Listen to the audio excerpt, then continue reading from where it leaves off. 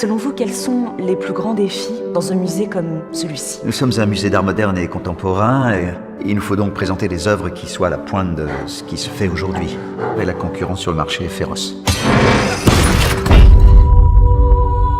Par exemple, si je place un objet dans un musée, imaginez qu'on prenne votre sac à main et qu'on le place ici.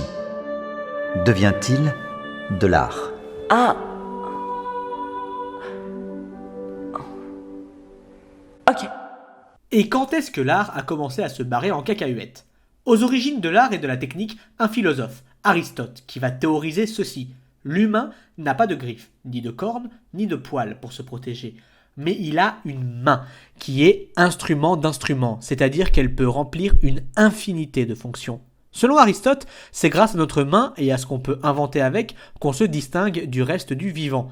Et du point de vue de l'art et de la technique, ça se défend. Qu'on parle d'artiste ou d'artisan, on parle de quelqu'un qui produit des objets uniques à l'aide de ses mains.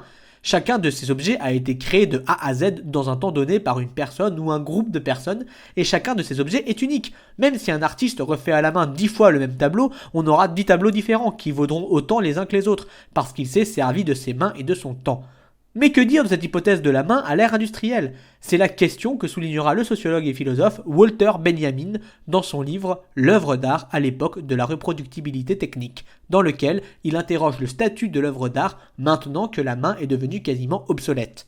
Que ce soit l'artiste ou l'artisan, l'industrialisation des techniques rend caduque le travail de la main et la compréhension classique de l'œuvre d'art et de l'ouvrage d'artisan. Pour conclure cette première partie sur les objets techniques, nous tâcherons de répondre à la question suivante. L'art et l'industrie sont-ils conciliables?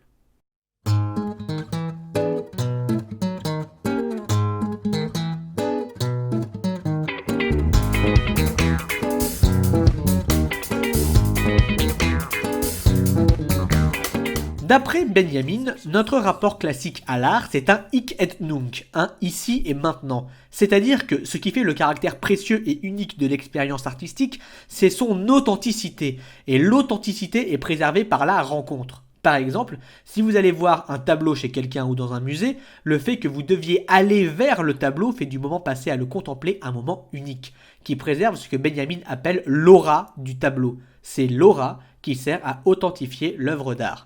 Mais cette aura a tendance à se perdre avec la reproductibilité technique. Bien sûr, Benjamin est au courant que ça ne date pas d'hier. L'imprimerie de Gutenberg, c'était déjà de la reproductibilité technique. D'ailleurs, la littérature n'était pas comprise à l'époque comme un des beaux-arts, c'était la poésie, parce qu'elle se déclamait. Mais au XIXe siècle, tout s'est accéléré et bientôt l'œuvre d'art reproductible s'est retrouvée partout, peut-être allant de pair avec le triomphe du capitalisme bourgeois et de la révolution industrielle. On a ainsi pu voir se multiplier les journaux, les romans feuilletons, mais aussi la photographie et bientôt le cinéma.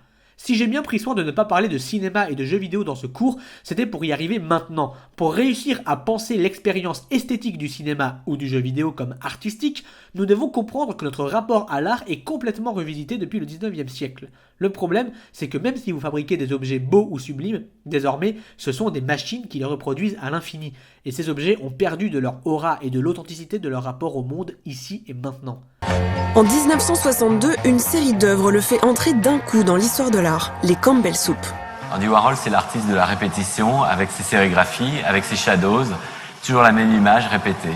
Un peu comme dans notre société, vous allez dans un supermarché, vous avez un linéaire de boîtes de cornflakes par exemple, toujours les mêmes. Et finalement, la série, c'est ce qui caractérise notre société. La distinction art-artisanat ne fait plus vraiment le poids face à l'industriel. Que vous ayez planifié la création de l'objet de A à Z, est-ce que cela change vraiment quelque chose dans la mesure où l'objet devient un simple objet de consommation et que le rapport presque sacré qu'on a à l'œuvre d'art tend à disparaître? Le concert, c'est le bureau du musicien. Tu sais, il y a des gens, ils travaillent à la poste, ils travaillent dans les boîtes. Même la dernière copine de mon père, elle m'avait dit « Mais Julien, c'est le métier que vous avez choisi. » Sous-entendu, la scène. Mais j'arrive pas à comprendre. Je sais pas, moi je travaille chez moi, je suis un artisan, tu vois, je fais mes petits sons. C'est déjà un travail en soi, ça. Et non, c'est comme les gens qui font des films. Est-ce qu'ils vont aller rejouer le film en province? Quand tu écris un bouquin, est-ce que tu vas aller le relire? Ouais, il y a des gens qui font des lectures. Mais ça, j'ai jamais compris ça avec la musique. C'est-à-dire, tu sors un disque, ah non, il faut aussi aller suer. C'est un peu comme si on te disait, ah oui, mais t'es musicien, mais attends, tu vas travailler aussi. D'ailleurs, il y a des fans de Stupéflip depuis des années, ou des gens qui m'ont cherché avec Stupéflip sur internet, qui disaient Ah non, mais c'est ton boulot. Va faire ton boulot. Mais fuck you. Et ils ont raison, c'est un travail. Même les arts ont tendance à changer de substance. Par exemple, si la musique était considérée comme un art vivant, dans le sens où elle nécessite un espace-temps précis pour exister, avec un début et une fin dans son itération, certains analystes pensent que la musique enregistrée et reproduite à l'infini n'est plus une expérience de spectacle vivant, mais fait tendre la musique vers un art de contemplation, comme un tableau. Donc, la reproductibilité technique a plusieurs conséquences sur l'art. D'abord, elle change notre rapport à l'art. On passe d'un moment quasiment sacré à une marchandisation et une consommation.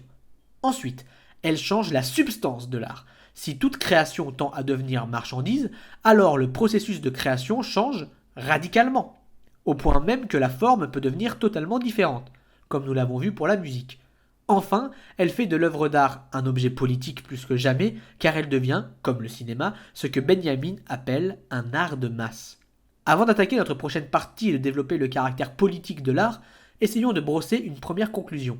On peut postuler des critères objectifs de beauté. On peut dire que c'est l'intention derrière la création de l'objet qui compte. Et enfin, on peut dire que c'est le processus de création de l'objet qui détermine s'il est de l'art ou non. Mais quand l'art devient marchandise, simple objet de consommation à portée de main, est-ce que ça a encore un sens de parler d'artiste ? Nous verrons cela dans notre prochaine partie.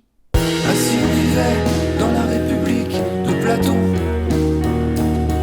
avec la sagesse à la place de l'opinion.